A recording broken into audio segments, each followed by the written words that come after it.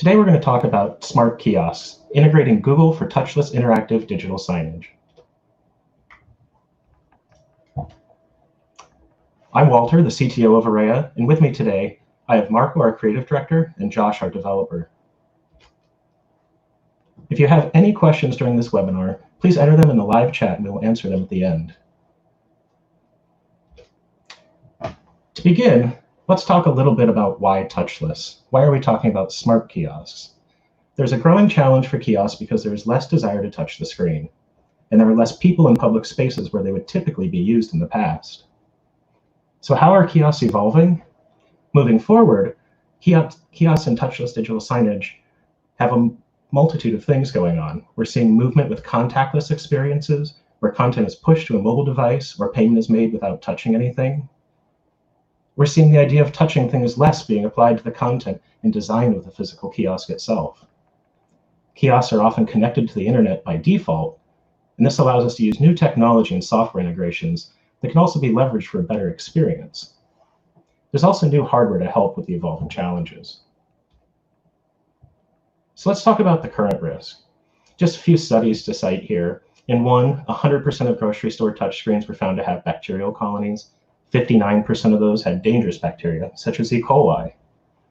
In 2018, a study found that touchscreens in some McDonald's restaurants carried traces of feces. I think we can all agree that's pretty gross. So this leads us to some other examples from the news. Companies looking forward, like Ultraleap, wrote an article about gesture technology, and they called it the end of the touchscreen era. In that article, they cite a study where just 12% of users believe that touchscreens in public spaces are hygienic. And more than 82% of those people on average were confident that touchless interfaces would be more hygienic and give them better protection. So here's some examples of moving forward with touchless. Coca-Cola connected soda dispensers to the internet so users can scan a QR code and control the interface from their phone. We'll talk a little bit more about QR codes coming up here. American Airlines is introducing touchless check-in kiosks. Someone even created a kiosk to dispense personal protective equipment. And searches for touchless have more than doubled in recent months. In another article I found, they call out how developers are already moving forward with new ideas. They're designing terminals that can be controlled by gestures. They're getting content onto mobile devices by scanning a QR code. They're redesigning the interfaces themselves to be touchless. These are things that are already happening. So what is touchless? Touchless technology is things like QR codes that we can scan so we don't ever touch the screen, beacons that can push that content to our phone through a notification, voice control, visual control like gesture recognition, contactless payment, things like Google Pay, Apple Pay that we already use. There's also a concept of touching less, redesigning what we already know so that we touch the screen less. These can be other interfaces like push buttons. It can also be redesigning the content for things like single touch and very minimal touch navigation. If somebody has to touch the screen 10 times to get to the content now, find a way to make it so they only have to touch the screen 3 times. Another idea here is sending to a phone. It's a way that you can get the content on their phone, but it's still minimal touch on the screen as they enter their phone number. So what do I mean by integrating Google with all this? Well, some cool things we can do with Google. We can make it so you can talk to the kiosk like you do Google Home or Alexa. You can speak your own language. The kiosk can adapt to your language, and the kiosk can trigger content using face detection or other video triggers like gestures. And what about security? The way we've done this, all the video processing is actually done on the device itself, in memory and never stored or transmitted. This is done using an API from Google called TensorFlow. All voice integration is also done through Google's Dialogflow, so it's already secure and it's already in the devices that you're already using. So now let's take these technologies and envision a kiosk with less touch and more reach. Our big challenge here is simple. People don't want cooties, and people are asking the question like, are touchscreens worth it during COVID-19? First, we're going to talk about some existing features and integrations inside Araya, things that we're already using, QR codes and our QR code generator, our progressive web applications, the new features we've launched there, as well as our existing features with beacon support for Eddystone beacons. So talking about QR codes, A lot of people in the past, including us, have discouraged QR codes as most people were not using them. Now we're finding people using QR codes all over the place. On the left, there's a simple list of a search of different ways people are using QR codes during COVID-19. Anything from helping people get a test, to festivals going virtual, to payments, to donations, even Disneyland reopening with health QR codes. All different ways that we can do things with QR codes. Stuff like traffic lights, so you don't have to touch the button to make a traffic light change. The use of QR codes has definitely increased because people want this content on their own device. Devices now can also scan the QR codes without additional software to download. If you have a recent Android device, all you have to do is open up your photo application, and using augmented reality, it'll actually show you the links as you pass your phone over it. What are progressive web applications and Arraya's PWA features? This allows the content you create, the interactive content that you're already creating in Arraya, to be accessed on other devices. With PWAs, we make it look and act like an app on your phone or other device, just as you would a native application that you would get out of a store. This works on any device with a modern browser, using new technology that makes that distribution easier. It also gives us some additional abilities for things like notifications. You can build progressive web applications today in Arraya. You can change your icon, change the title and description, and even change your brand color. We have another webinar available on our YouTube page, and we have blog posts about this, as well as knowledge-based articles on our website. So now let's talk about some of the new features, widgets, and integrations that we've created. Some of these things are going to be voice control, translation, face detection, video chat and video conferencing, and text messaging, all from a kiosk or possibly even a touchless digital signage experience. Starting with things, we're going to talk about voice interaction. This is done through Google Dialogflow, like I mentioned earlier, the same technology that powers Google Home or Google Assistant on your phone. This allows us to control the digital signage with your voice. You can tag pages with keywords to enable voice navigation. Common commands like home, back, and forward are enabled by default. You can create chatbots that also work across platforms, including phone and social media. Dialogflow has a number of other features beyond what's going on in your kiosk. So while your kiosk may have a simple interface to navigate things using voice, it may also have another bot on there to answer frequently asked questions, much like you would see on a website, or call into, or even talk to on Facebook or Twitter. You can also do things that are amazing, like use user sentiment analysis to route unsatisfied users to live agents. That could even be somebody on the phone or a live chat agent. All of this is smart and powered by Google's machine learning technologies. Tying that together, we also have automatic translation powered by Google Translate. You can create a touch point that allows you to translate that page or all of your pages to a selected language. Once the user is done and it returns to the home screen, it will automatically go back to your default language. We can do this to over 100 languages. One of the cool things we've done is we've tied this in with Dialogflow. Kind of like you see on my rough diagram, somebody can speak to the kiosk, Dialogflow will process the language and pull out the keywords. We can pass those through Translate to detect what language they have, and pass the content through Translate to automatically translate that content, simply from what they've spoken to the kiosk. The results of this are also cached for offline use, so once that kiosk has that translation, it doesn't need to fetch it every time. All of this is powered again by Google's machine learning technology. So a little bit on our video features with smart motion detection. We call this smart motion detection because it's a little bit different than just detecting when somebody walks by a kiosk. We're detecting when a face is looking at the kiosk. This is perfect for public spaces because when you have a busy area and multiple people are walking by, you don't want to bug them with annoying content.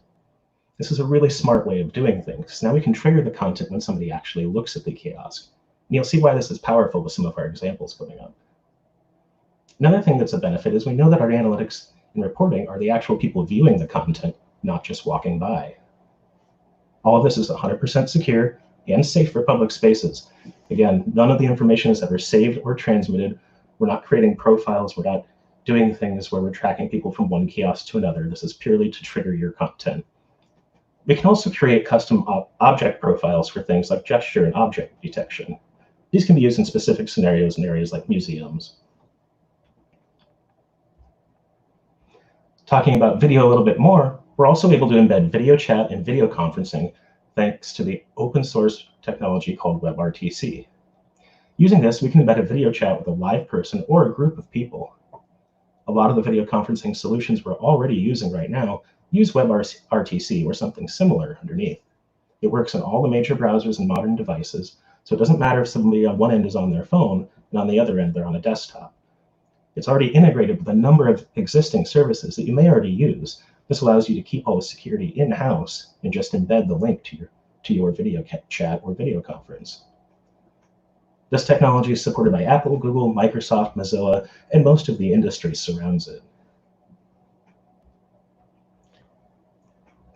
And the last one I talk about is one of our touchless technologies, text messaging. This allows us to send content to someone's phone instantly.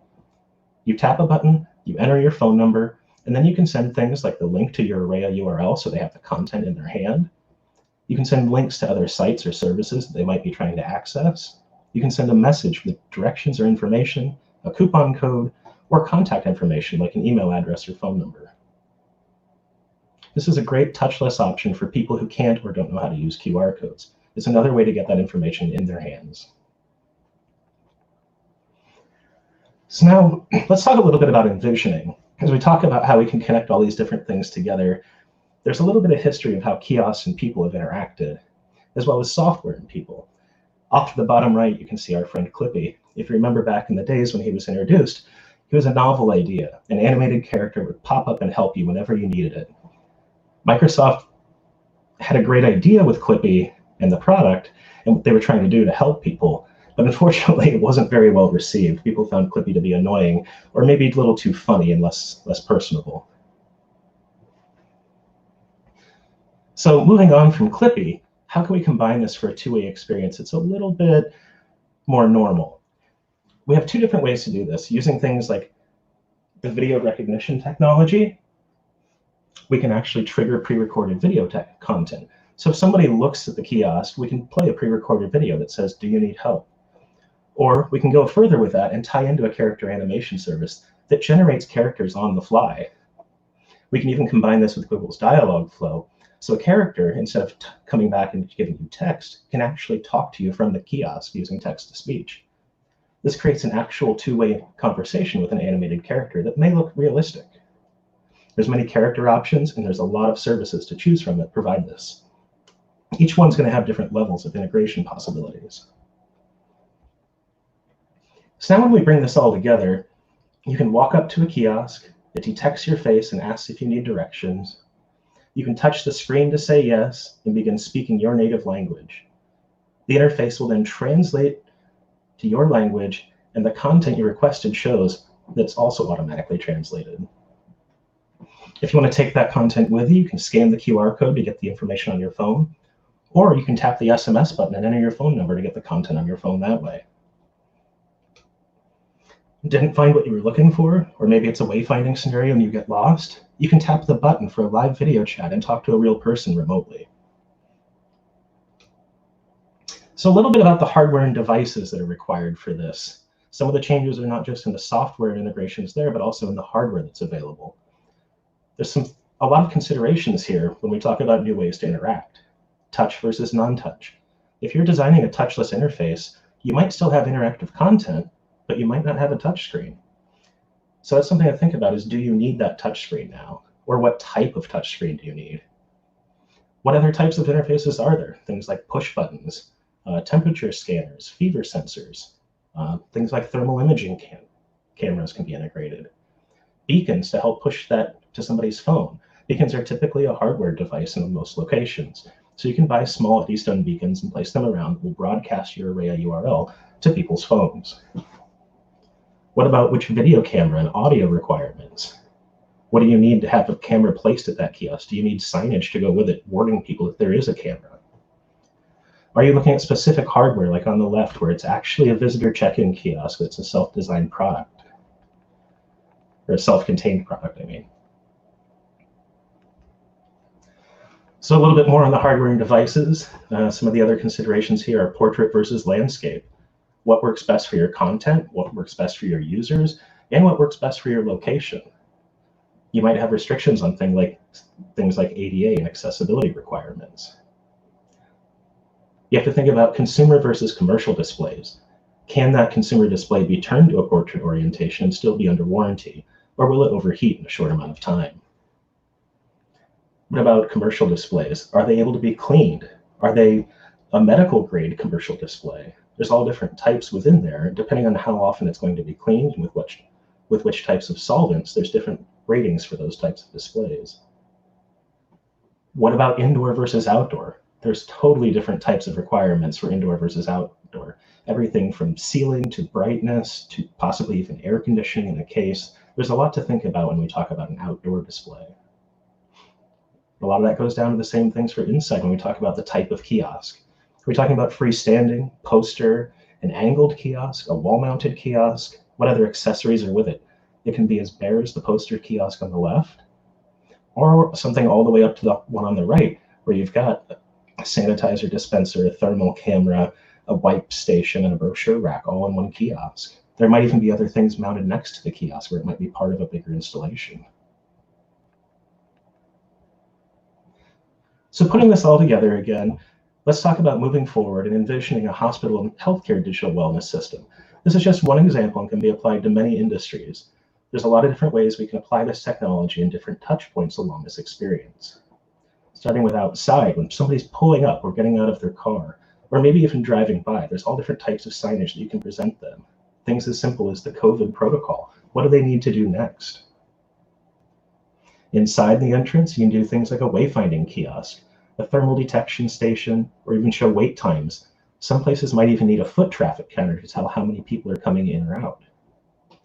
In the elevator, you're typically going to see things like marketing information, more of the COVID protocol information, current events, and weather. In patient rooms, you're going to see more marketing information, calendar of events, things for people to do, especially if that's interactive. They might not be on in a passive scenario. They might be on a tablet or a phone in their bed, where they can actually interact with that content. So it's important to think about what are you delivering to them. It can also be done through an in-room service where it's actually one of the TV channels that they watch. What kind of content are you going to display on that channel for your patients? And what about inside the clinics? Things like wait time, marketing, thermal detection stations, and again, traffic counters. And then we come into the back end of things. How do we have staff areas, staff entrances, and break rooms? Here we talk about HR and employee communications, dashboards of information, ways to clock in and out, possibly using touchless technologies like RFID badges, calendar of events, telling people what's going on so they don't have to touch a screen to search for it. You can present it to them. And things as simple as an inventory list of where things are located. You can create a complete experience using Araya in all of these areas with different combinations of hardware and software integrations. If you want to get started today, go ahead and give us a call or send us an email, or if you have a question or comment, please put it in the chat. So now, I'm going to pass it off to Josh so we can envision a kiosk with less touch and more reach, and we're going to see a little bit of it in action. Thanks, Walter. So in this section, we're going to be doing a short demonstration of the virtual concierge feature that Walter just talked about a little bit ago in his section. So the idea here is you would have somebody walking up to the kiosk and maybe they need some information that isn't available in the screen. Maybe they just want to ask some more questions about a service you offer or maybe hours of a certain department. What we have behind me here is just an ELO touchscreen with an A-Open Chromevox commercial, and then a simple webcam on top, which provides us with that video and audio feed that we need to talk to that concierge. So the person on the other side of this call could be working remotely, even from home. All they need is a computer with a webcam, a microphone, and an internet connection. So what I'm going to do is I'm going to turn around, I'm going to activate that virtual concierge and ask him a simple question.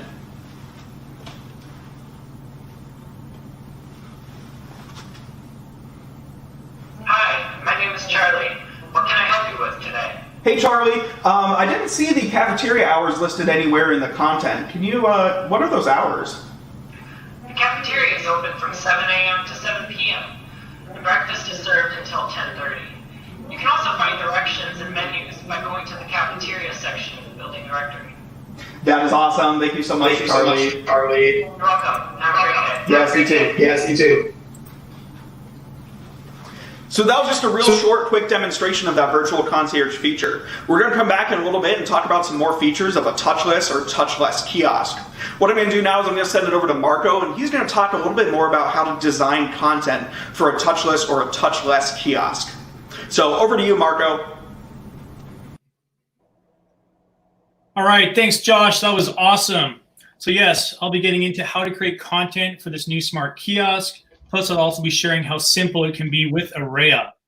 So we have two new challenges to think about as we move forward: how to design for interaction in a touchless environment, and how to best integrate these smart functions.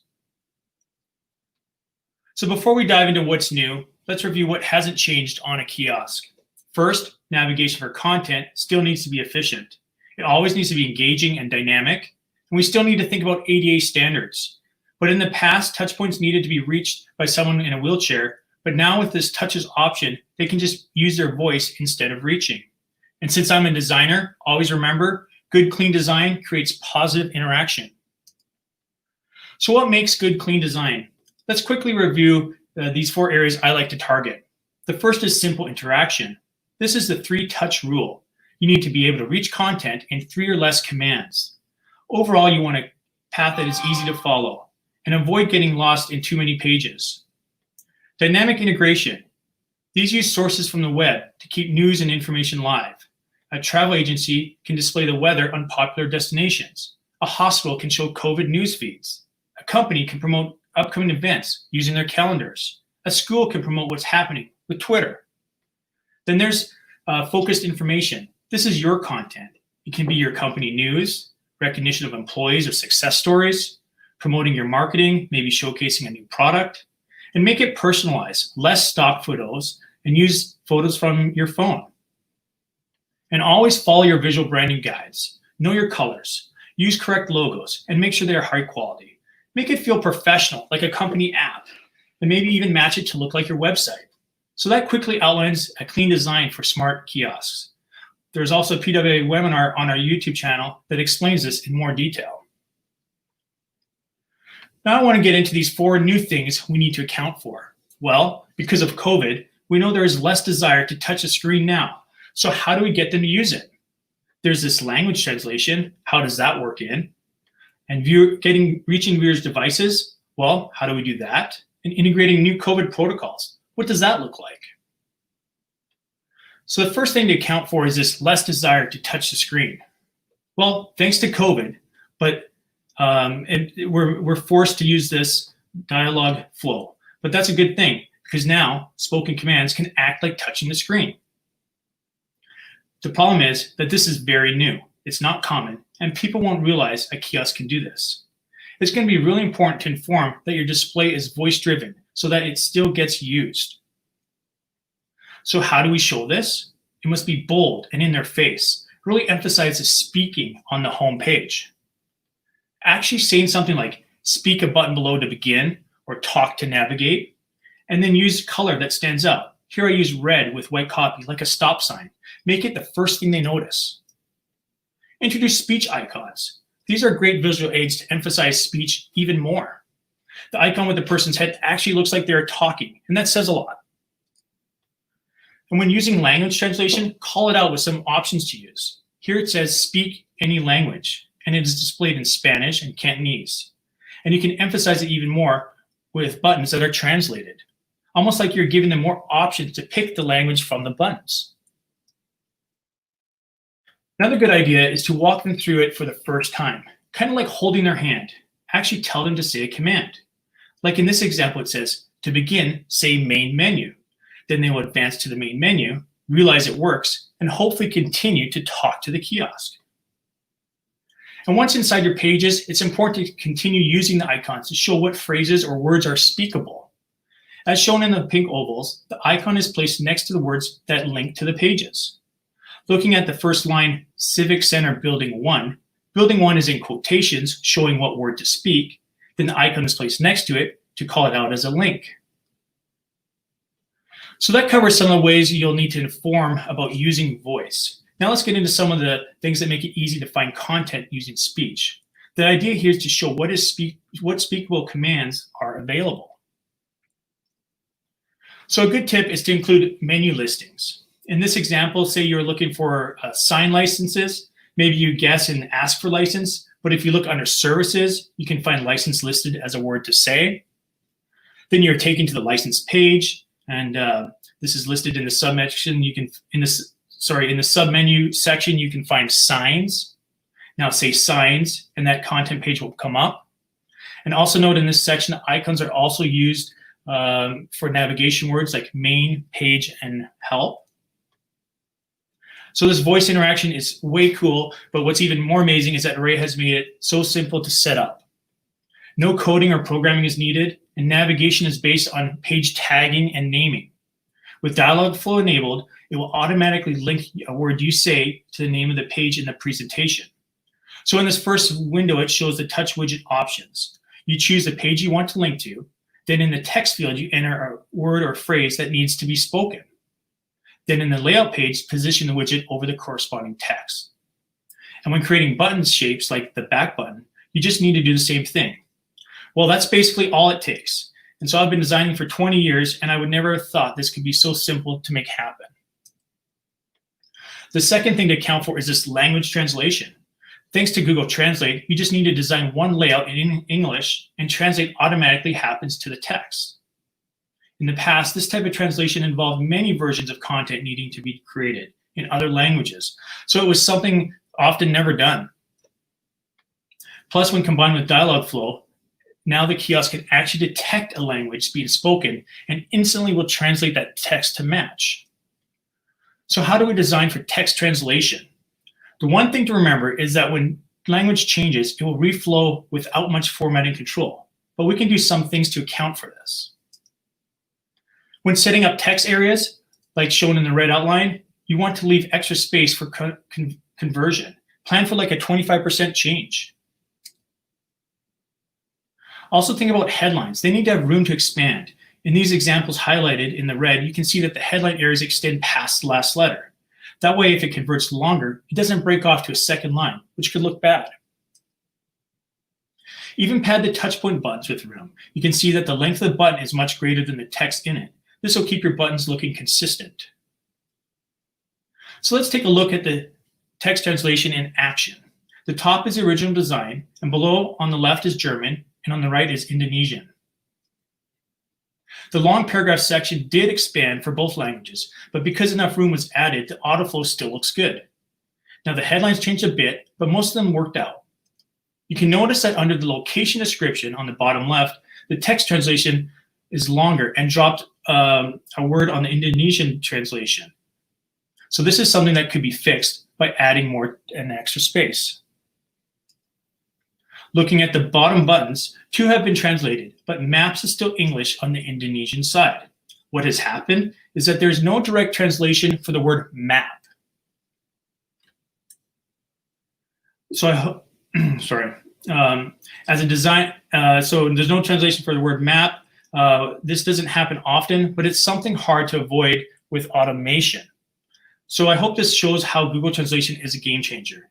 As a designer and not having to create these multiple pages, this really helps. And Google certainly has made this interaction and integration easy. The third section is accounting for users not wanting to use a kiosk or move on quickly. This is where beacons are great. You can reach a device when it gets near the kiosk. Their phone will get the link, and basically it puts a kiosk in their hands. QR codes can also be used to provide that takeaway content. By scanning the code on the kiosk, the phone receives the link to open. So beacons for connections, how do they work? Well, the link is received and will appear as and act like an app on the device. This is an independent interaction, and it's not a control panel to navigate the smart kiosk. Plus, it can continue to be used on their phone when they walk away. So it is important to design your content to be user-friendly both for large screen and phone sizes. And the link to send is simply your Array URL, like kioskname.array.com. QR codes to scan. Providing a QR code can give access to specific content a user might want on their own device. What works well for a QR code is wayfinding maps, menus, promotional ads, events calendars, and there's no limit to the number of QR codes you can use. So to add a QR code, just open the widget in Array. A dialog box pops up for you to add your URL you want the link to go to. Then a QR code is generated and placed on the screen as shown. And now simply drag and scale the QR code into position. And always test that code to make sure it works. So that's all there is to creating QR codes. The final section is to account for this thermal temperature scanning. COVID has made temperature scanning very relevant. There is greater need for self-serve type scanning stations. And now when you combine that with this touchless kiosk, the solution is even safer. So what does this look like? Well, depending on your device, there are options for thermal scanning or simple digital reading. Place your camera in the top center or top corner is ideal for targeting the person wanting to be scanned. And then you can explain your protocol messaging while they're being scanned. And this can even show live motion, which can be kind of fun.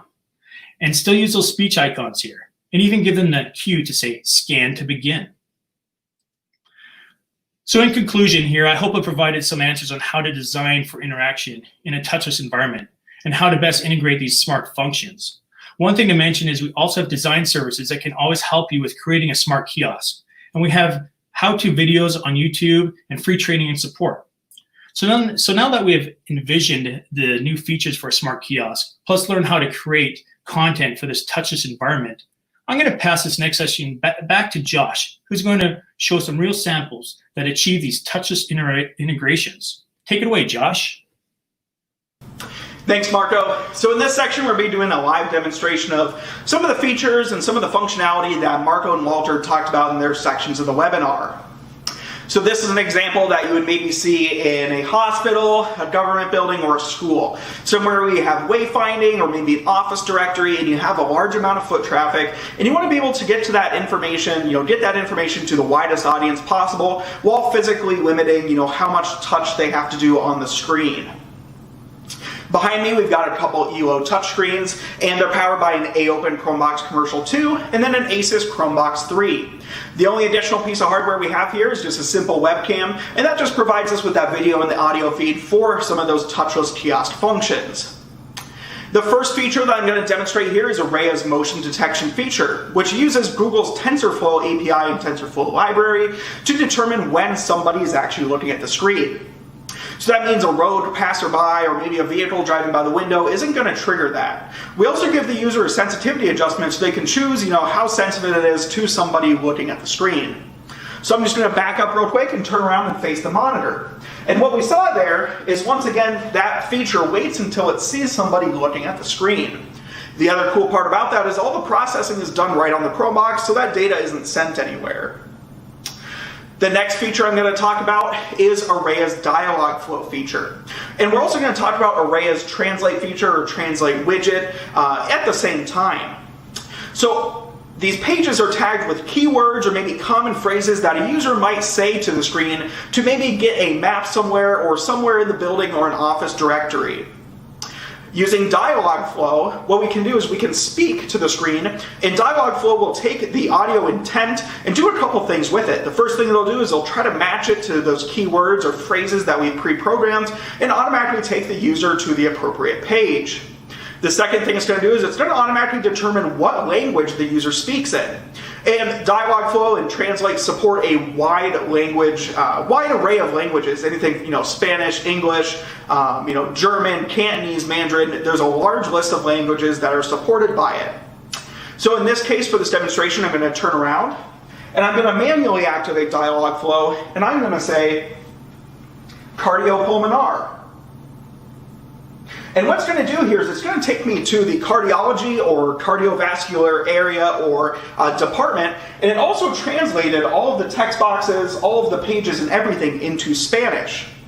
And we'll see also in a couple seconds it'll time out and go back to the page, and it'll prompt the next user to come up and interact with it. The next thing we're going to talk about is sort of on the limited touch side of things, limited touch features. Over here on this monitor, what we have is a big QR code up in the top right. And the idea here is you can prompt your user, maybe when they walk in the building or walk by the screen, to scan this QR code. Most major smartphones and modern smartphones, whether it's iOS or Android, have a QR code reader. And that QR code can be any text or it could also be a URL.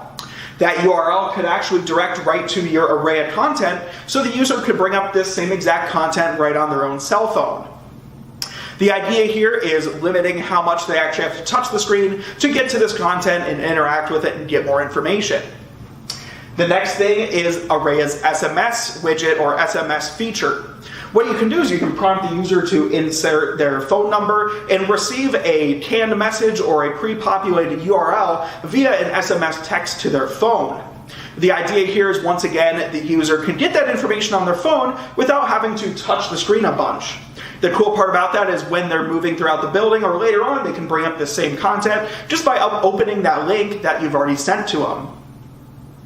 The third feature here on this screen, which is a little less tangible, is actually what's called a Bluetooth beacon. So in this case, this is a hardware solution, and some Chromeboxes also have a software solution to send out that Bluetooth beacon to enabled devices. Whether that's Android or iOS does have iBeacons. And what it'll do is to smartphones that users have opted into those beacons, it will actually present a notification in their notification bar or notification window with your pre-canned or pre-set up message with either your URL or it could be a URL to your website. Once again, we can send that URL, send that content or other information that you choose to users' smartphones, and once again, limiting how much physical interaction they have to do with the kiosk. So now I'm going to send it back to Walter. He's going to go over some of the questions from the Q&A, and then also give you some contact information so you can talk to us about maybe some of the things you saw here in the demo if you do have any questions. Back to you, Walter.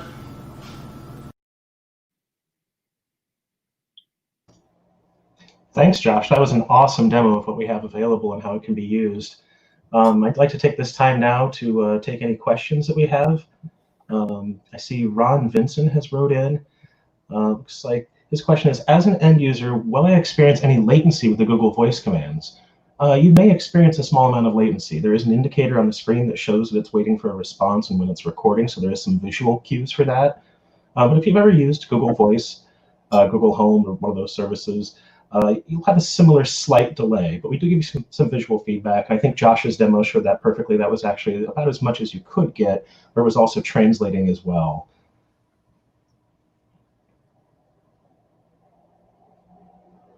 While we're here, if you guys do have any questions after the webinar today, the webinar will be available on YouTube and Facebook after this is over. If you have questions, you can also email us, support@araya.com or info@araya.com. Feel free to give us a call. We answer our phones. We're happy to talk about what you might have for a project, or if you just have some questions on how it all works. We also have a free 30-day trial. You can go in and play around with some of this stuff right now. Again, if you have questions on how to activate some of these new features, please just get a hold of us. I'll hang on here for a few more minutes just to see if anybody else has some questions, but I appreciate your time today, and hopefully we give you some new ideas for how you might build a kiosk with or without a touch screen and how people might interact with it moving forward.